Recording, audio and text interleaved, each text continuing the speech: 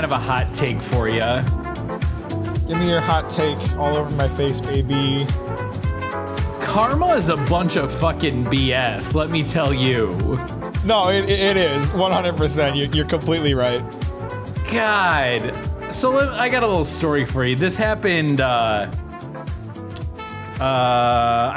think it was the day we recorded the last one, but I didn't get around to telling it.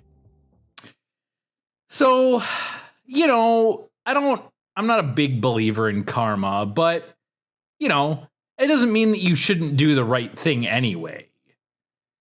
I gotta say, like, just as a side note, because I hear this argument a lot from super religious people. Like, this is an argument that Steve Harvey, of all people, who is a total shitbag, brings up all the time.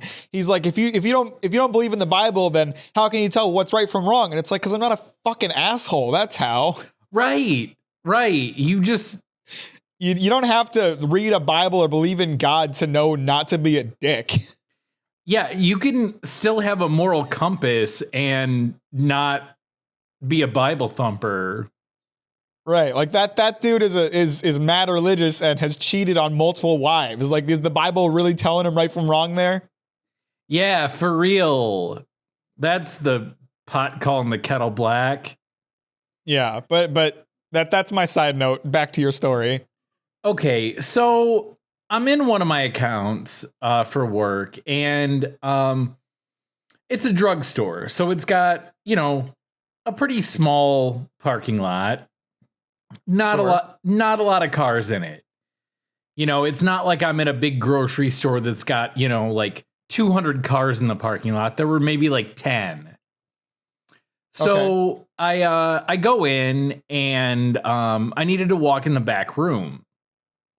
See if I had any back stock back there that needed to come out before I put in an order for what they needed.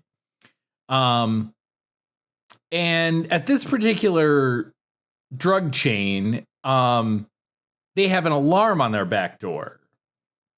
Okay. And there's a keypad. Some of them just gave me the passcode like forever ago, so I'll just punch it in and go back. This one did not. So I saw the little red light was on.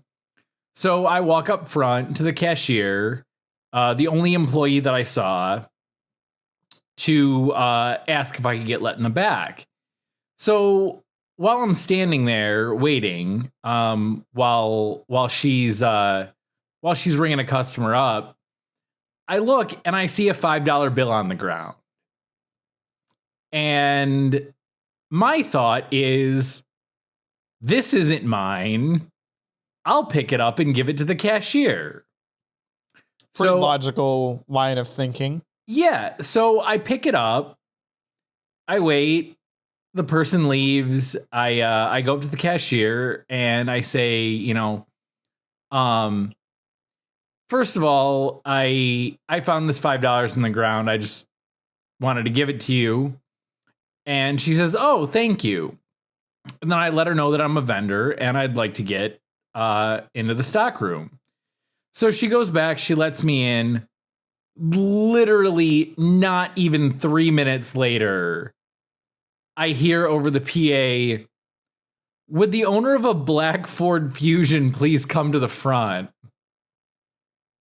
Granted, it is a popular car, but again, super, super small parking lot. So I just let out a sigh and put my head down and I'm like, I know exactly what this is. Sure as shit, someone backed into me in the fucking parking lot. Oh no. Yeah. Thankfully, they were a good person. So maybe that's where the karma came in. And they at least owned up to the fact and didn't just drive off like a Steve Harvey. Can we start that? Can that become a thing? I'm totally okay with that. I'm all good with that. Let's start referring to shitbags as Steve Harveys. I'm so for it. Okay, nice. Let's fucking go. God, I'm glad we got something good out of this story. But yeah, at least the person who hit me like owned up to it, and we exchanged information and everything. So I gotta wait and find out what the insurance is gonna do about that. But yeah. I was kind of pissed off at the time, and I was like, damn it, I should have just kept that $5. But no, I still wouldn't have done that. I just thought that was like really ironic that within like it was definitely less than 5 minutes of me finding and turning in money that my car gets hit in the parking lot. Yeah, that's a big F, my brother. Yeah, so there you go. There's my take on karma. Karma's apparently not a bitch. It just doesn't exist. No, all you have to do is look at, the lives of CEOs to know that karma is bullshit as far as I'm concerned. Yeah, pretty much. But welcome to Breakroom Nachos 78, a podcast that is guaranteed to increase your karma level just by listening. Oh, absolutely. Give you that gamer energy. Yeah. Speaking of vehicles, I went and took my car in for an oil change like a couple weeks ago. Okay. And I don't know if anyone, I'm sure other people do this. I have this thing where I'm like, I know every time I go to a new mechanic or even a returning mechanic, they're going to give me this laundry list of shit that is wrong with my car. So because my car is super old and pretty fucked, Yeah. So I kind of do this thing before I go to the mechanic to get an oil change where I like do some maintenance on my car for them so they don't like think I'm not taking care of my car. Like I'll go to the gas station and I'll get like air into my tires, make sure they're all good on their pressure levels. I'll check all my fluids, make sure they're good. Like I know full well that if I give them my car, they're going to do those things for me. But I don't want them thinking I'm not taking care of my car, even because I know they're going to tell me how shit it is, and so I want to make it look like I'm taking better care of it than I am. Okay, that's fair. So I don't know if anyone else does that, but that's what I do. And sure enough, I give him my car, oil change. I asked him to take a look at my AC because it wasn't pumping on hot air. I was pretty sure it just needs a recharge. I was right about that. And I was like, they offered to do a tire rotation just as included with the oil change. And I'm like, yeah, let's do it. And so I come back a couple hours later and exactly what I said, this guy gave me a fucking long list of reasons my car is fucked. He's like, your car is probably good through the summer, but I'd be thinking about getting a new one before the winter, my dude. Like, and then he tells me like we were unable to rotate your tires because the bolts are so rusted on that if we try to take them off, they might snap. So that's awesome. Oof. Yeah, that one, that's kind of a problem because if you get a flat tire, you're kind of fucked. Yeah, it's not great, but it's just another of a long list of things that aren't great about my car. It's not in the best shape, and I'm aware of that. I'm very aware of that. Yeah. And in response to his like him saying that like he doesn't think my car lasts the winter, he's a very knowledgeable mechanic, and I'm sure that he's very correct. But at the same time, like, I've been driving my car for a long time. I've been having people tell me it's on its last legs for a long time. Yeah, man. There's that part of me that, like, I know my car better than him, even though he's a mechanic and he knows cars better than I do. Like, I don't think my car is gonna crap out in the middle of winter. I'm sure there's a really high chance that it will. I just don't think it will. Yeah, man. You just at this point just run that girl into the ground. Yeah, well, there's one of two things needs to happen before I'll consider getting a new car right now.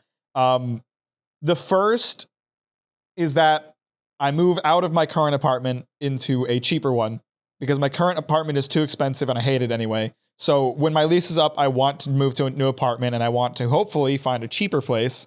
Okay.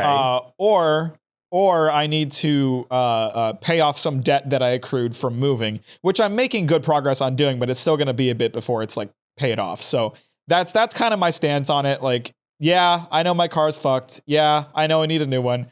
I've known both those things for a long time. I am very aware that it's a problem I need to deal with, but it's not one that I'm going to deal with until like either it needs to be dealt with or it's convenient to deal with it. Right. Yeah, no, I'm totally with you.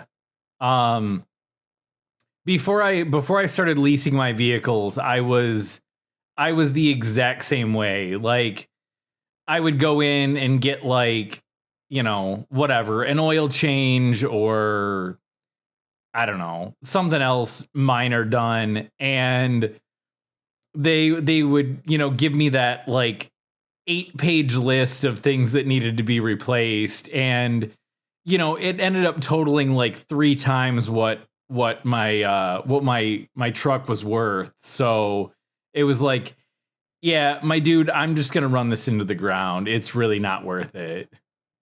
Yeah, that's basically what I told the guy too. I was just straight up with him. I was like, yeah, I don't want to do any of that to my car. Like I'm and a lot of it too is like he even told me like he suggested repairs, and he was like, but I wouldn't do it. It's not worth it. And it's like, yeah, I'm not going to. Yeah.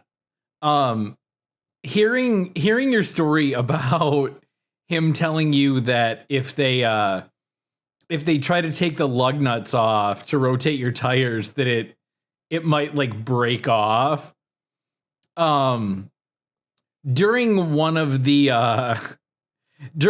many times that our old manager Carissa got a flat tire,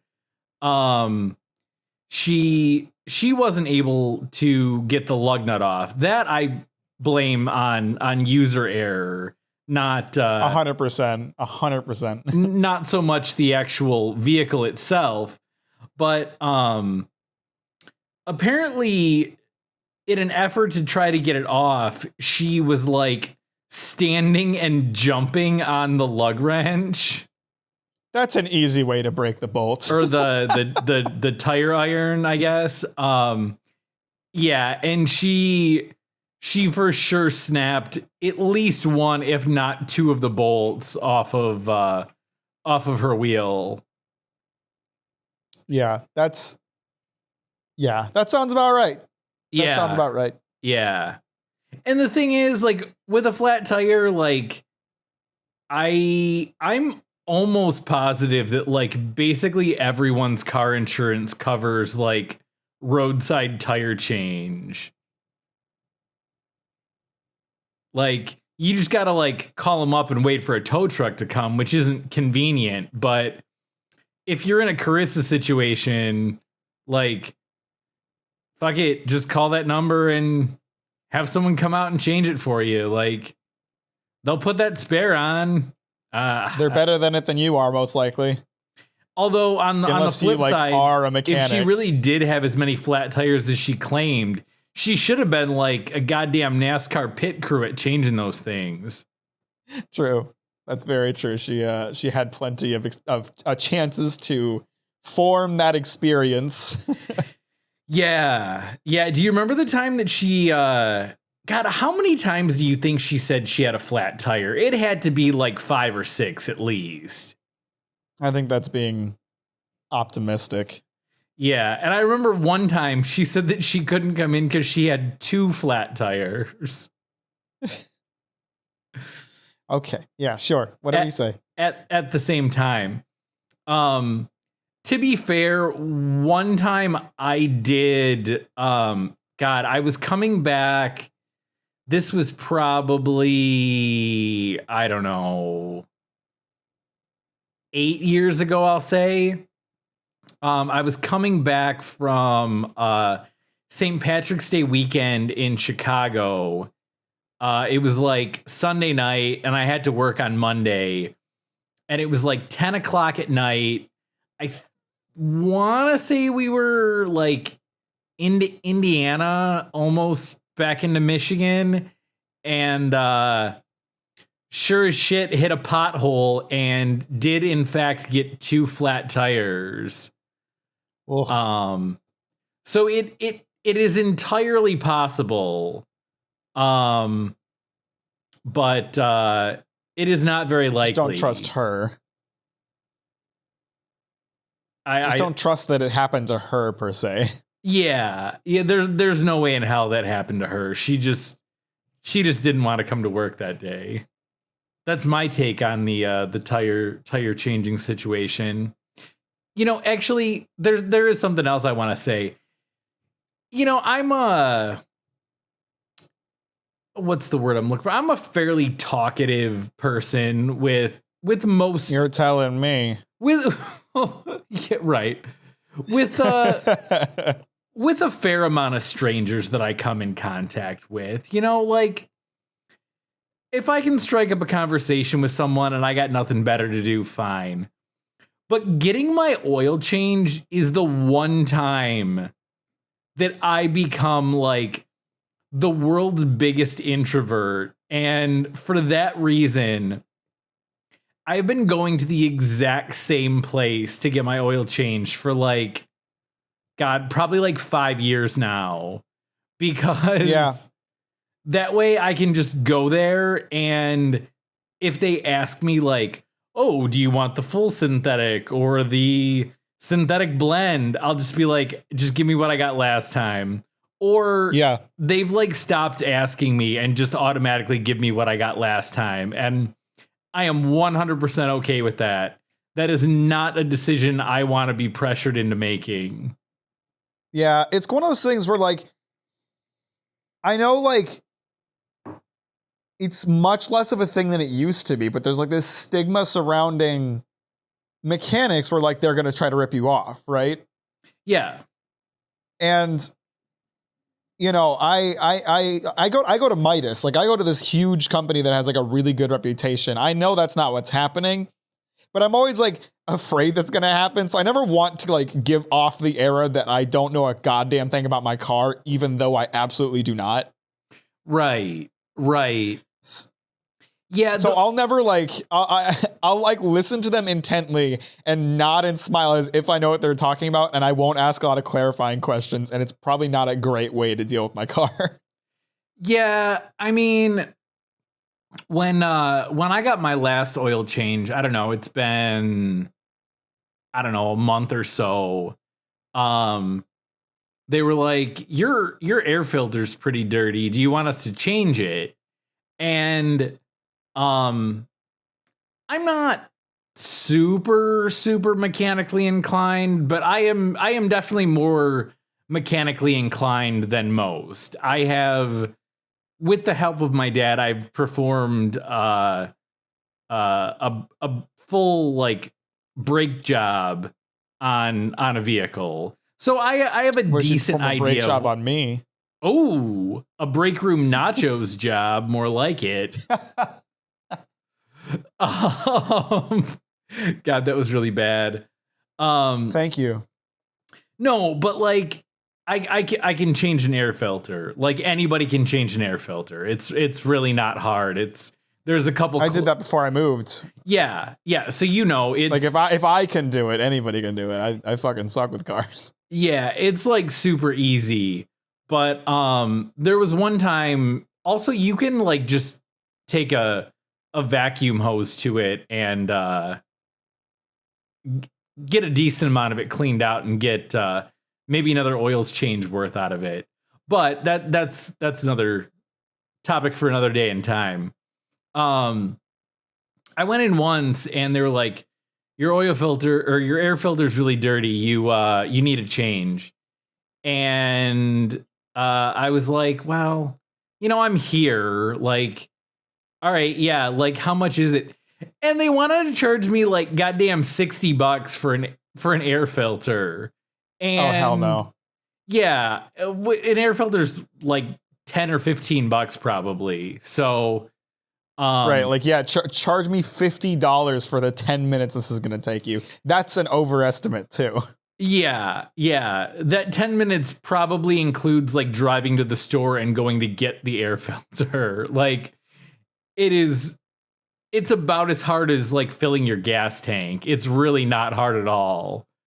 Right. So no, I definitely opt not to get that one, but because I do know what I'm talking about, and even though it's more convenient because they've already got the hood popped open and they have the filter, that's still not worth it to me. Yeah, I gotcha. I mean, yeah, I try to like do as much with my own car as I can, which is a very small amount.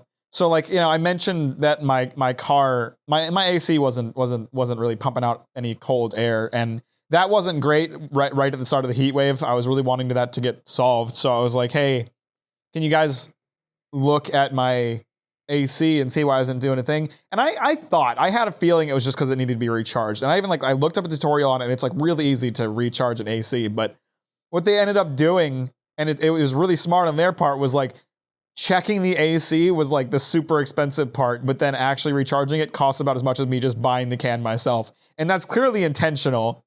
That's clearly so that like, that's clearly so that they don't have to get people scared away from doing that. And I was like, well, this is still way more money than I wanted to spend, and this is a repair I could have taken care of myself. But I don't know that it only needs to be recharged. I don't know enough about like my car to double check that. So I was like, fuck it, yeah. Just if that's all it needs, just do it. And it costs way more than it would have if I just done it myself. But at least now, like I know for sure that there's nothing wrong with the AC. Yeah. Yeah, there's nothing wrong with it, and you've got AC for the rest of the summer at least. So, which again, given the current like heat wave, I'm glad I did it when I did, because it got worse. Yeah. What's the heat situation like in your neck of the woods? It actually just broke over the last couple of days. Like it's been down in like the mid 80s over the past couple of days.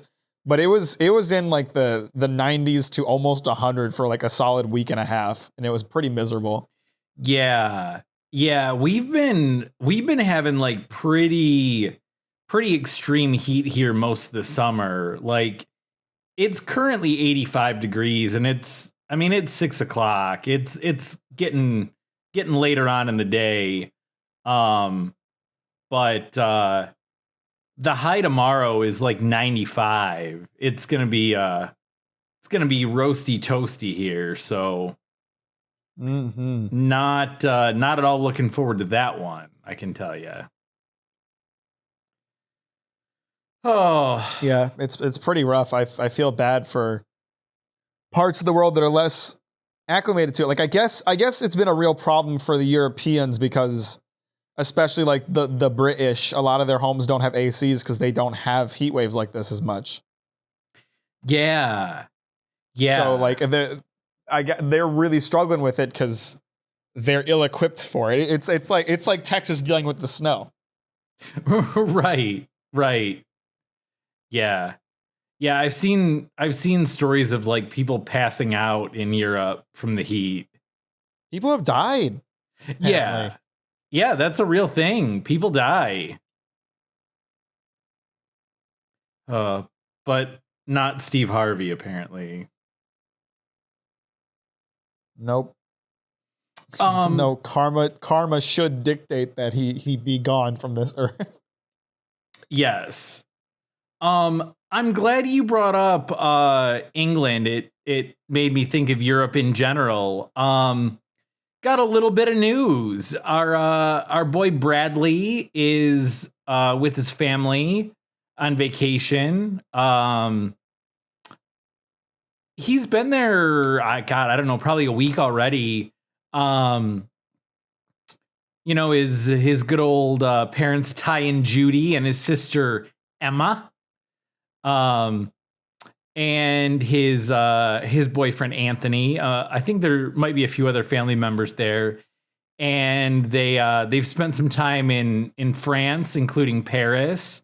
I believe today they went to Switzerland, which is where Bradley's family's from. But Bradley proposed to Anthony and they are engaged. So congrats. Yeah, so congrats to those two. Yeah, good old Bradley getting hitched. God, I still remember the days before he even came out. God, marrying a dude. I know. That's crazy to think about, isn't it? Yeah. God, what was the name of the girlfriend that he had? I feel like, was it something with an A? God, why can I not remember what the hell her name was? I can't remember at all. Oh, fuck. Oh well. It's not important, but yeah. Yeah, remember Bradley had a girlfriend when we first met him. Oh, the times they are a-changin'. It's the liberal state. Everybody's turning gay. Yeah, man. It's that Buzz Lightyear the liberal movie. agenda. The Buzz Lightyear movie? What? Yeah, didn't you hear about that? No, what are you talking about? A bunch of Steve Harveys are getting like super butthurt over the Buzz Lightyear movie because I don't know, I haven't seen the movie, so I don't know the exact situation, but I want to say Buzz Lightyear has like a female like sidekick or something in the movie. And she is, I don't know, married or at least partnered up with a female in a romantic aspect. And so a bunch of people lost their shit about Disney pushing like their gay agenda onto children. That's so it's so fucking. You see that every time something like that happens. It's got to be about pushing an agenda. But like, let's just toss the reverse card out. Why does everybody have to push the straight agenda on the gays? Right? Exactly. You know, like, why is it only an agenda when there's gay people in a movie? It's never an agenda when you have a straight main character married to his wife with 2 kids. You know, that's not an agenda. But when you have a woman married to a woman, that's an agenda. How does that make sense? It doesn't.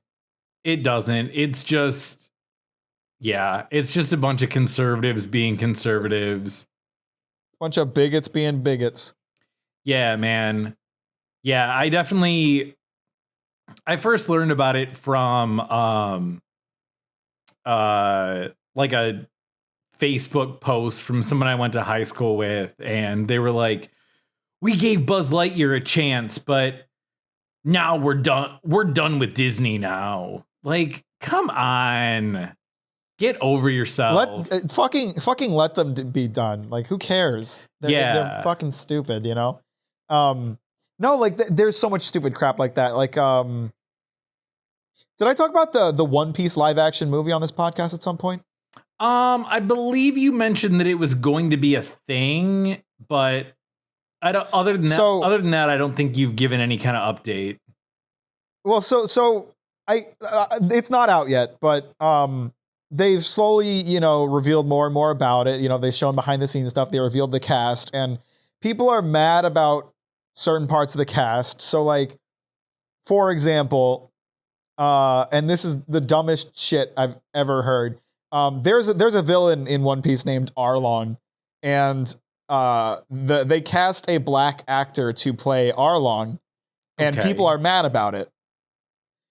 Now, there are multiple reasons why it's stupid to be mad about that. Number one, you should never be upset about like a production or an adaptation changing the race or sexual identity of a character unless that race or sexual identity is a part of their character, right? That's my opinion. Yeah, I'll agree with that. Like, fucking, you know, yeah, like, unless like they're like that part of their identity is somehow part of their overall, an important part of their character, it doesn't matter.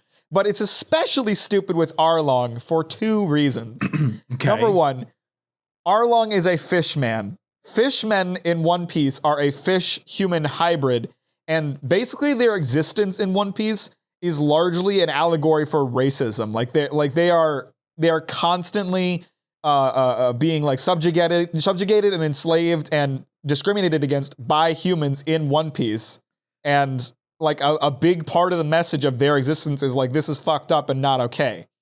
So it's really stupid that people are mad for that reason, because literally fishmen exist to show people that racism is bad. So these people being butthurt that Arlong is black is stupid because they're being racist, right? Right. Absolutely. The second, even bigger reason that no one should be mad about this, Arlong's skin is blue. Oh my gosh. He's fucking blue. It doesn't matter what race plays him. Oh my gosh. It's so fucking stupid for people to be mad about that. Like, you're just being racist. Tell me you hate black people without telling me you hate black people. That's all I'm seeing. Yeah. Yeah, that's really bad. Wow. It's unbelievable. Yeah, that okay. Wow.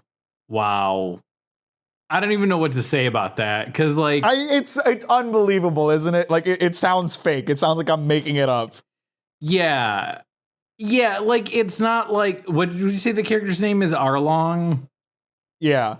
It's not like Arlong is known for being like a penis model and they're casting like a female.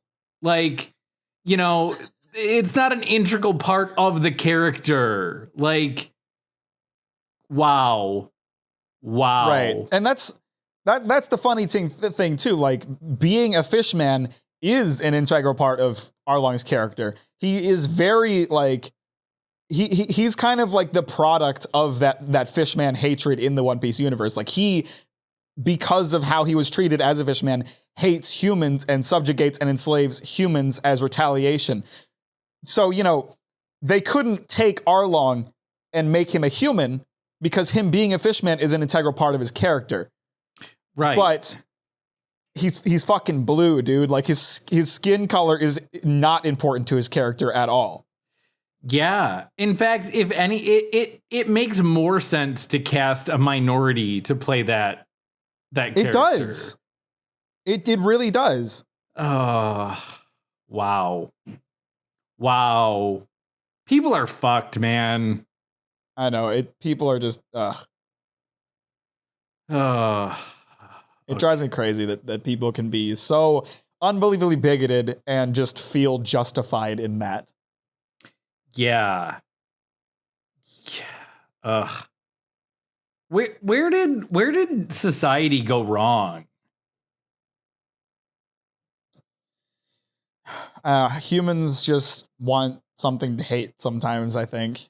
There has to be that in our society for some reason, and for some reason it's directed at one another. I guess I feel like to some extent it goes way back to like our evolutionary basis, where, you know, we're a societal species, we're a pack species. We grouped up to survive, and so anything that was not us was potentially the enemy. Like, those were predators or prey. And so, you know, as society progressed, somehow that aspect of our mindset somehow stays, like that thought process that if someone is different, then they are the enemy, I guess. But with how far we've advanced, everybody should be well aware that that is not the case, and that we're all the same. Yeah. I think we've even discussed on the podcast like how far we've progressed as like a species is in terms of like advancement in like technology in the last like 100 or so years. You know, we went from like riding horses to having, you know, electric cars and airplanes and going into space in, you know, a relatively short period of time in relation to, you know, like the human race or the world. And yet we still haven't progressed to the point where you look different than me hasn't automatically triggered like, well, I'm not just going to paint you as the enemy because you look different. Like, it's so absurd. Yeah, I mean, I think a big part of it too was, or is that Steve Harvey. A lot of, yes, it's all Steve Harvey's fault. No, I think a big part of it too is that throughout human history, a lot of human conflict was either based around that idea of like different equals bad, like the Civil War, you know, which was inarguably about slavery, no matter what anyone in the South tries to tell you. Right. They can say, but also they can say it's about states' rights, but it was about states' rights to have slaves. So, like, right. Yeah. But the other side of it is like how propaganda in the past played a part in, you know, gaining support for wars. Like you go back to like look at World War II propaganda, and they had just horrible slander, making out like the Japanese or the German as like demons. Like if you are Japanese or German, you are a demon by birth, just so they could get more support for the war. And it's like that is had such long-term detriments. Yeah, no, for sure. Yeah, you can't paint people with that broad of a brush. Like, not all people in Germany were Nazis. Like, right. And I think it's unbelievable how well that kind of thing works, because, you know, you should be able to look at your own people and say, well, I'm not like everybody else around me, so it doesn't make sense that everybody in another country is exactly the same. Or everybody of a different race is exactly the same. I don't know how that kind of propaganda works, to be honest. I don't know how people fall for it. Yeah, I don't know. And especially, like, I'm glad you brought up, like, the World War II propaganda, because, I mean, that is, I mean, really outside of, like, 9/11, that was pretty much, or, like, I guess, like, the Revolutionary War, but that wasn't even, like, our own country at that time. But, like, Pearl Harbor being bombed was at least an attack on, like, American soil. Granted, it wasn't a state at that time, Hawaii, but, like, it's not like we were just, like, jumping into someone else's fight. Like, we at least had a reason. Like, I feel like everyone would have already been on board with that. Yeah. I don't know. People are fucked.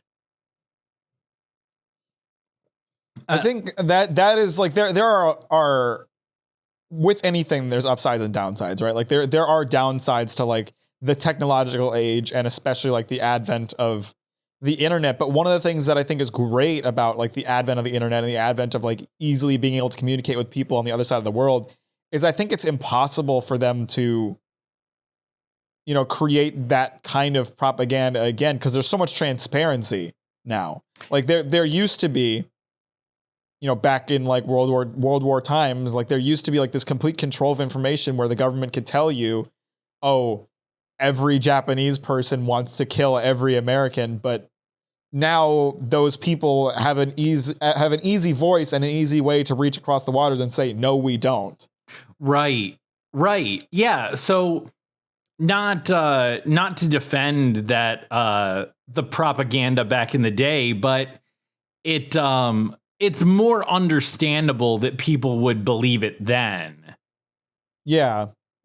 Like you said, with information and communication being so much harder to like like transmit to the masses.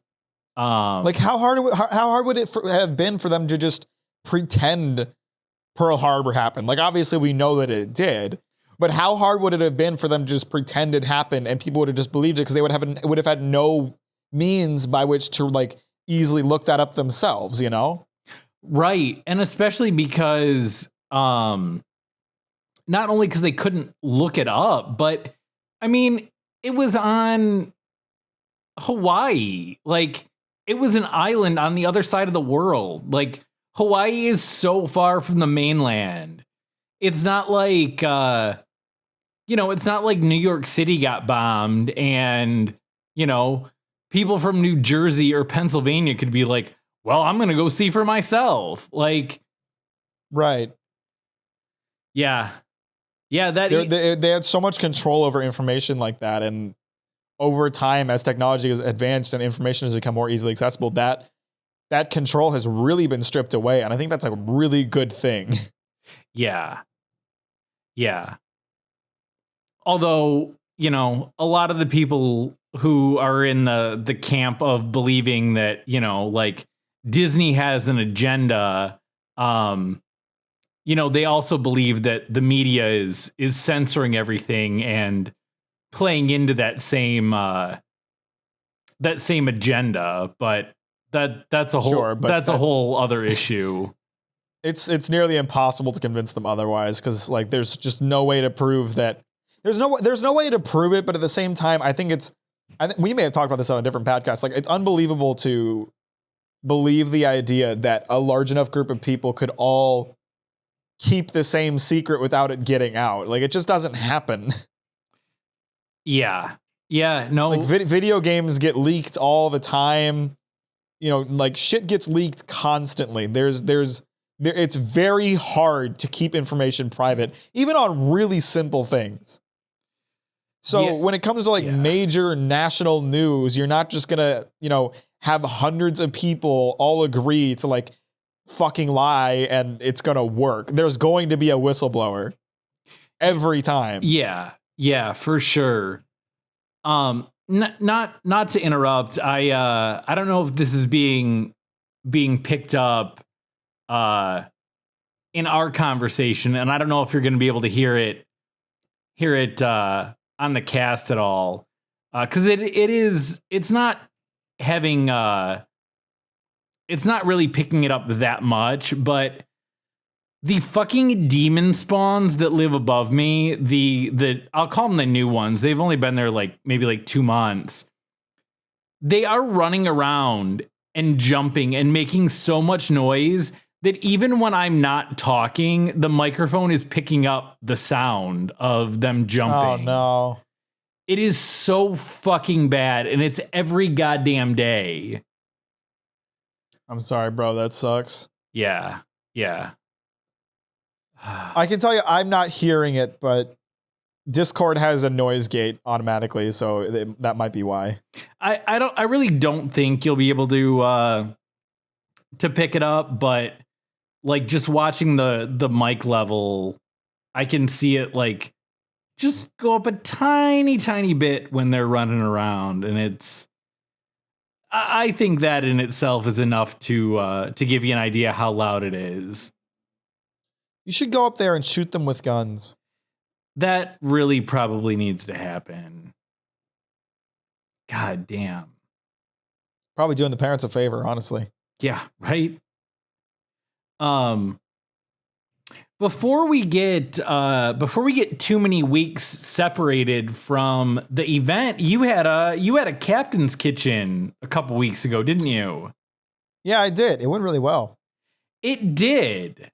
I think I watched the entire thing. Maybe I came in like a minute or two after you started, but yeah, I watched most of it. You did a nice job.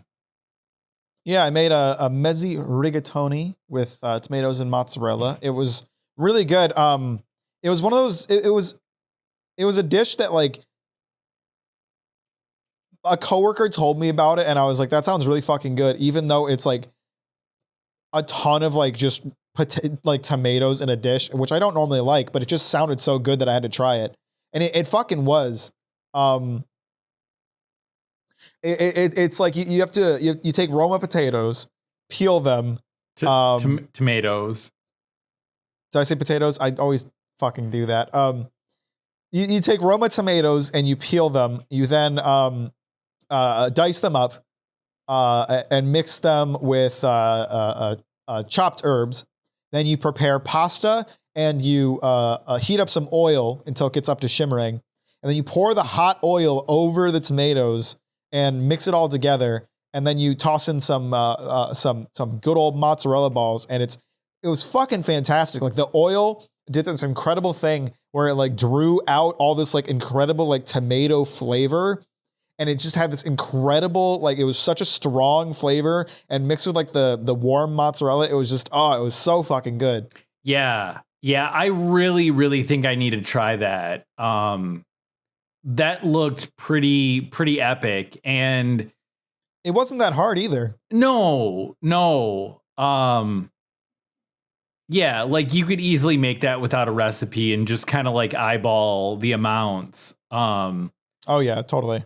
So I might have to give that a try. And I'm like you, I'm not someone who really likes to eat just straight up tomatoes, but yeah, the way that it all came together, I think I would even eat that. So I might have to give that a shot. Yeah, it was. I was really surprised by how good it was, but yeah, and you know, I really had fun with like the peeling the tomatoes part because I've never peeled tomatoes before. So when I read that I needed to do that, I was like, that's gonna be like a pain in the ass. I'm gonna have to like get a knife and like peel the skin off, and I'm gonna have to be really careful not to like crush the insides. But then I like looked up like how to peel tomatoes because I wanted to make sure I was doing it in like the right way. And it turns out there's a really easy way to do it. And the first time I read it, I was like, this is like a life hack. There's no way this works super well. But then every other source that I like looked to for how to peel tomatoes said to do this. And I was like, is it really that easy? All you have to do is boil some water, put the tomatoes, put like a little score on top of the tomatoes. So that's it's like an X-shaped cut. Then you boil the potatoes for like 1 minute and then immediately move them into an ice bath for a bit, and the skin will just fucking pull right off. It's so simple, and it was like kind of fun to do. Yeah. I mean, I sat there and watched you do it with 2 pounds of tomatoes, and it didn't really take much effort on your part. So it was super easy. I was really surprised. I was like, I can't believe this is as easy as it is. Yeah. So watching your Captain's Kitchen, first of all, I need to bring up that I love how you were like done and like wrapping it up, and you would talk. Oh, you watched that part too. You had talked about how you had a freezer full of like dessert. You had like a couple things of ice cream and some cheesecake, and I was actually kind of bored. I suggested, why don't you eat a piece of cheesecake? And everybody else watching it like jumped in on that shit.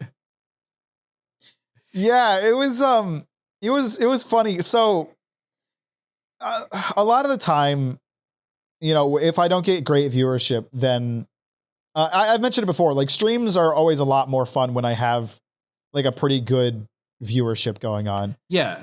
It's just a lot more fun when there's a lot of people in chat participating in bits and stuff like that.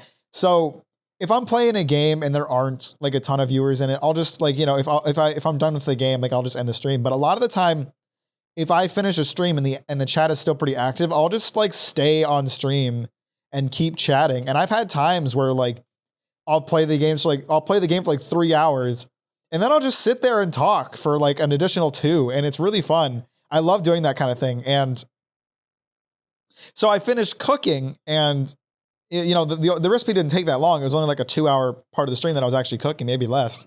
And everybody, there was still a lot of people there. There was a lot of people actively chatting, and there was this whole meme going on about me eating cheesecake. So I just grabbed a chair, sat down, and ate a slice of cheesesteak while talking, and, and it was a lot of fun.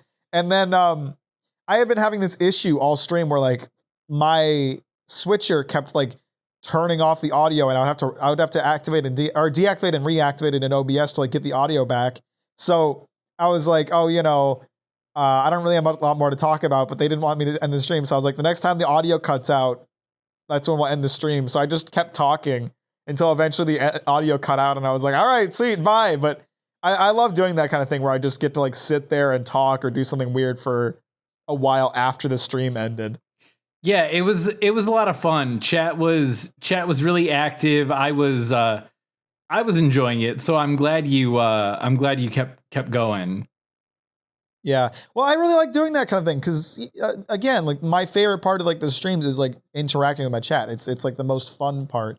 So whenever I can just like turn off the game and chat, like that's even more fun than actually playing the game a lot of the time. So I was all for it. Nice. But unbeknownst to you, the like cheesecake thing has spawned a bit of a meme in my chat. Really? Every time I'm getting ready to wrap up a stream, they tell me to eat a slice of cheesecake. I love it. Have you obliged?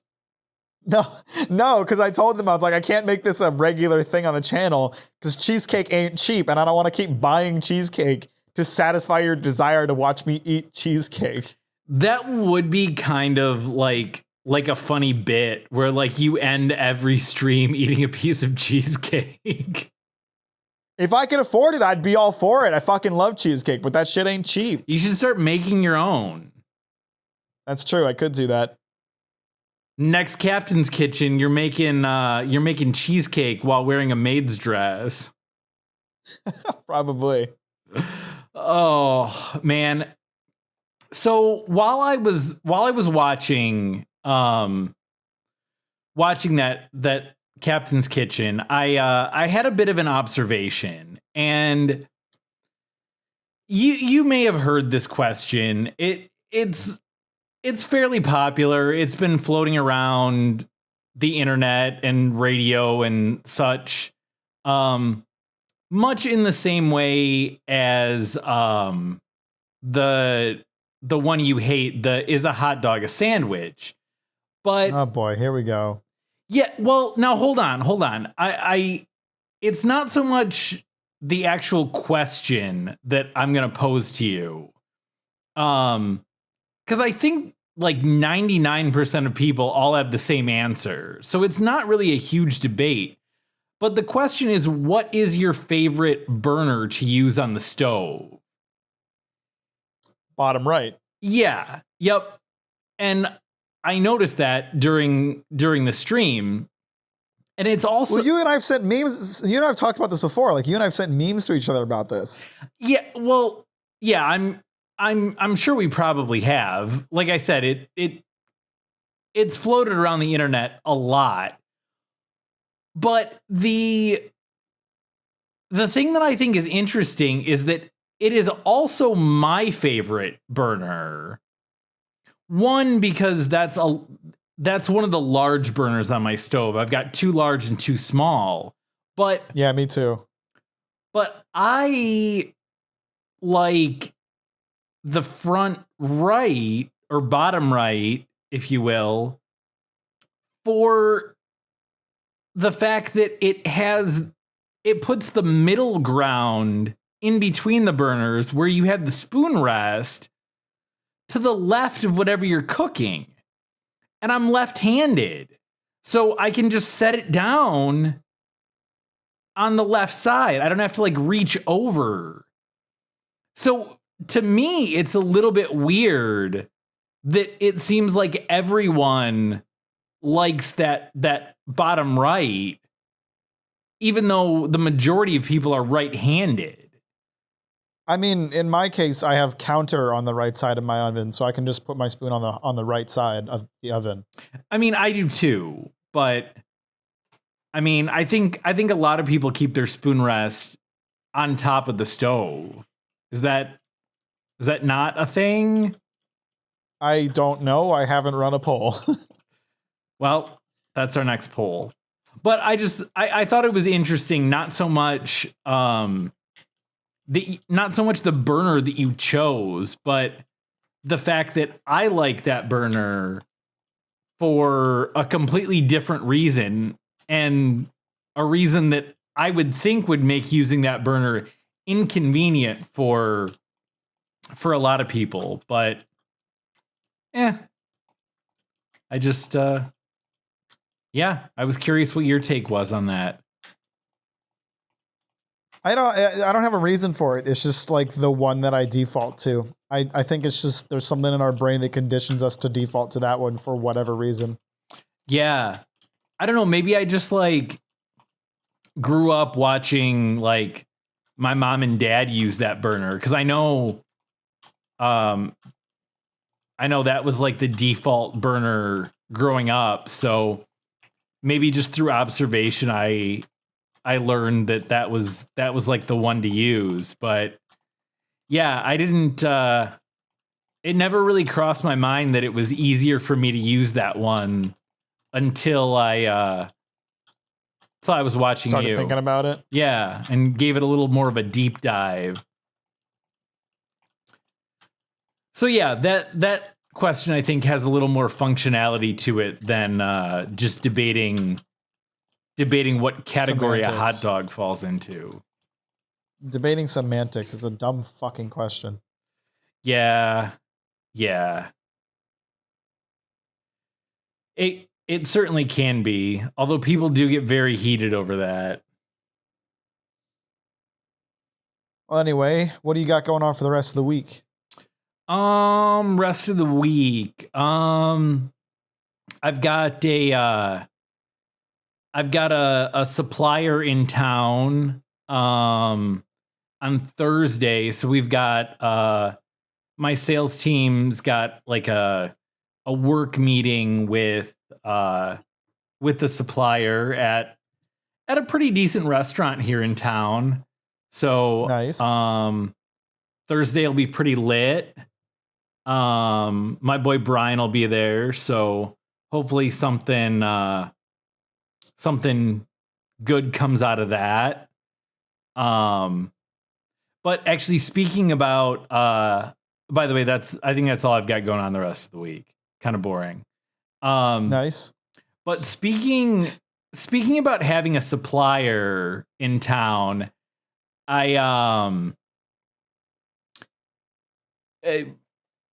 not just my company. All the distributors have this pop up where suppliers will be in town visiting whatever market you're in, and a lot of time they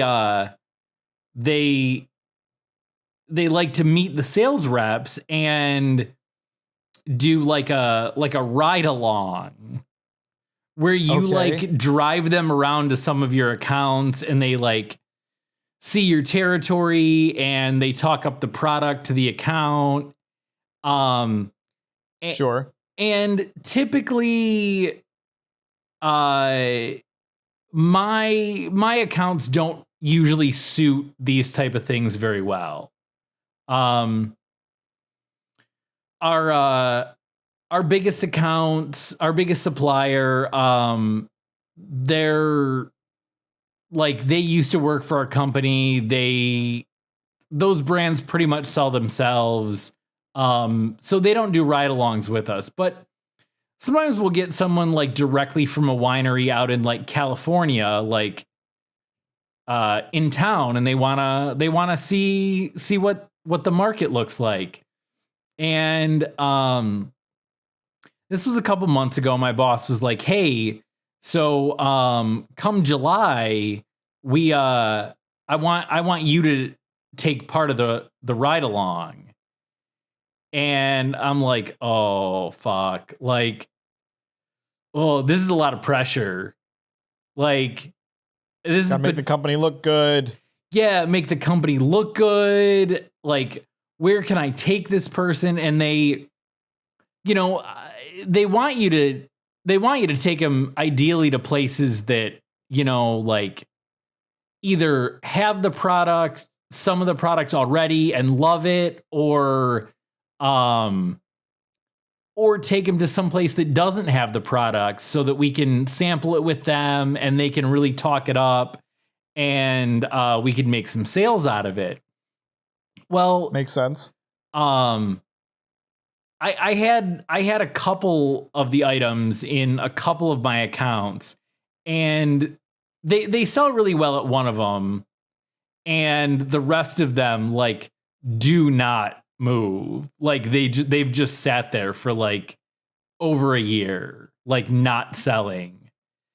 Oh, epic. So I'm like, God, where am I going to take these people? And then my boss is like, so it could be Barbara, and I'm not going to say her last name. But she, like, her last name, she is like the family that owns the winery. And, oh, even more pressure. And the winery's in Italy. Like, so I'm thinking, oh my God, I've got this family member whose family owns a winery in Italy coming to our town and is going to be riding in my car with me. Like, what the hell do I talk about? What am I going to say? Where am I going to take them? I can't take her to places that are like, oh, this is shit. And I don't know if you care anymore, but I won't say the name of the town. But not the big nice town that we I live near, but the sketchier one next door that is not so nice. A lot of my accounts that are able to buy it are in that town. And because usually chains can't buy it. That stuff needs to be like corporate mandated, you know, like when we worked at World Market, like we wouldn't just be able to walk in and like sell to them. So like my coworker Brian and I are joking around, like here we are like riding around in my car, or he drives like a minivan that's got like car seats in the back. And he's like, yeah, we're going to have this winery owner and we're going to be like taking her around. And I'm like, yeah, she's going to be like, what does we cash checks mean? And I'd have to be like, okay, so some people still get paper checks for their compensation from their job. And some of those people don't have bank accounts. And like, just like totally fucking blow this nice Italian lady's mind. But it ended up being, I ended up just riding around with a guy that was, he worked for the supplier. I didn't actually get Barbara. Okay, good. But that's a little less pressure. Yeah, it was definitely a lot less pressure. Lee was really cool. And we managed to get sales everywhere we went. So it was awesome. And apparently he had good things to say about not only myself, but also Brian and the rest of our sales team. So, yeah, it was pretty awesome, but that was like super fucking scary thinking about. And that happened. Yeah, I would not want that responsibility. Yeah, that happened within the last 2 weeks. So I'm thankful to have that experience over with and out of the way for the first time. And I'm glad it went well, but I still don't particularly want to do that again anytime soon. I don't blame you, brother. Yeah. What about you? Anything going on later this week? Not really. I mean, I guess I'm just gonna have another super productive couple weeks. I just had a super productive couple weeks. You know, I finished my demo reel. I sent you a an incomplete version, but it is not that different from the version I show you, so you can inform the audience that it's extraordinarily poggers. It honestly was. You did a really good job. Thank you. I'm very happy with how it turned out. Yeah, no, I mean that. You really did a good job. And I mean, I won't post it publicly because at least the copy you sent to me had like your personal information. Personal information, yeah. Yeah, I can't like show it publicly. I did show it on stream with like that kind of information censored, and they were all pretty into it too. But yeah, I'm very happy with how it turned out. Yeah, you did a really good job. So good on you. That hopefully that furthers your career along. That's the dream. And then just yesterday I recorded a video, so I'm going to spend the rest of the week, editing that. Nice. Which video is this? The one that I have not revealed yet. Oh, okay. When's that going to drop? Do we have an idea? I don't know. It shouldn't take me too super long to edit. In my practice run-throughs of the script, it only took me about half an hour to read it. So I would imagine it's between 30 to 40 minutes long, and that shouldn't take me more than like a month at the most, hopefully. But you never know. I have some complex edit ideas, and I don't know how much time they're going to add on to it. So who really knows? But I'm going to be working at it. It'll be out as soon as it can be, really. Nice. Speaking of furthering your career, before you moved, when you worked out here, you worked for the same company. You know that, but not everybody listening does. My job took me into your old place of employment within the last 2 weeks, and I ran into your old coworkers, Beth, and what is his name? I wrote it down. Would it be Danny? It is Dave. Dave. Pretty sure he's Dave. He was like working the wine department, and he had like a little hat on. But that's so nondescript, dude. Yeah, I don't know, man. I also thought it was weird that I ran into Beth's fiance Sean earlier that day. I run into him a decent amount, but I ran into like both of them separately in the same day. But Beth and pretty sure his name was Dave. They both say hello and they hope you're doing well. And Beth asked how this podcast was going. And then possibly Dave was like, wait, you guys have a podcast? And like asked like what it was about. And so we talked about it for like a hot second. So I thought that was kind of cool. I see. Well, if you're listening, if your name is Dave, sorry, I can't think of who you are right now. I might just be blanking on your name. I'm not great with names, so. Yeah. So leave us a comment and tell us if your name is actually Dave. Yeah, God, now I wish you still worked there because I could have interacted with you. But when you lived out here, I saw you once a week, so that was probably enough. Yeah. Well, speaking of seeing people not that often, the viewers will now not see us for the next 2 weeks. That is correct. Bye. Bye.